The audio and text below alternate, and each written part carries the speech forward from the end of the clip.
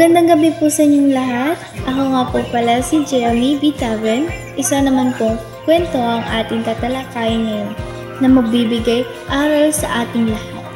Na hindi sa lahat ng mga bagay ay kailangan natin maging mapagmataas. Dapat ay kailangan din natin respetuhin ang isa't isa. Handa na ba kayong malaman kung ano ang aking ikukwento? So, eto na po ang aking ikukwento ngayon. Sina Thor at Loki sa lupain ng mga higante. Mga tauhan. Diyos. Thor. Diyos ng kulog at kidlat at pinakamalakas sa mga Diyos ng Aesir. Loki. Kasama ni Thor sa paglalakbay at may kapiyuhan. Higante. Skimmer. Naninirahan sa kakahuyan. Utgaro, Loki, hari ng mga higante. Logi, Hugi at Eli, kabilang sa kota ni Utgaro Loki. Thalfe at Ruvska, anak na lalaki at babae ng magsasaka. Pumunta sina Thor at Loki sa lupain ng mga higante dahil ang mga higante ay kalaban ng mga Diyos sa Norse. Nang abutin ng gabi sa paglalakbay, nagpahinga sila sa bahay ng isang magsasaka na may 2 anak, isang lalaki at isang babae. Kinatay ni Thor ang dala nitong kambing para sa kanilang hapunan. Nagalit si Thor sa magsasaka nang hindi sinunod nito ang kanyang iniutos na paghiwalayin ang buto ng kambing sa balat nito. Kaya, ginawa niyang alipin ang 2 anak na sina Thalfe at Ruvska bilang kapalit. Naglakbay sila hanggang sa makita ang natutulog na si Skimmer, isang uri ng higante.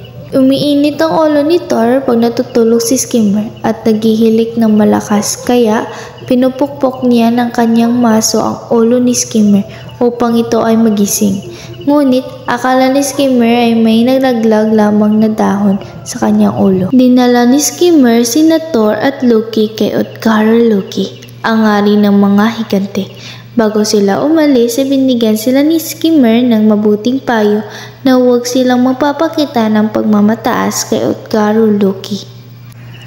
Nakipagpaligsahan sila dito upang malaman kung gaano kalakas sina Thor. Ginamit ni Thor at mga kasamahan ng kanilang galing at lakas. Si Loki ay may kakayahang pinakamabilis sa pagkain. Naglaban sila ni Loki sa pabilisan ng pagkain ngunit siya ay natalo. Pabilisan sa pagtakbo naman ang sinalihan ni Thalfe laban sa batang si Hugi.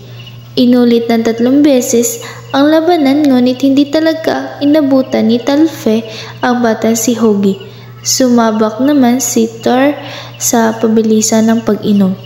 Kaya't tinawag ni Utgaro Loki ang cupbearer na dala-dala ang tambuli na madalas inuman ng mga panauhin.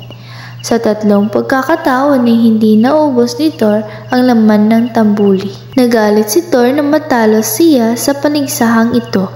Isang laro pa ang sinubok ni Thor upang masubok ang kanyang lakas. Ang buhatin sa lupa ang pusa ni Utgaro Loki. Hinawakan ni Thor ang palibot ng tiyan nito at sinubok na itaas gamit ang kanyang lakas. Ngunit paalamang ng pusa ang niangat ni Thor.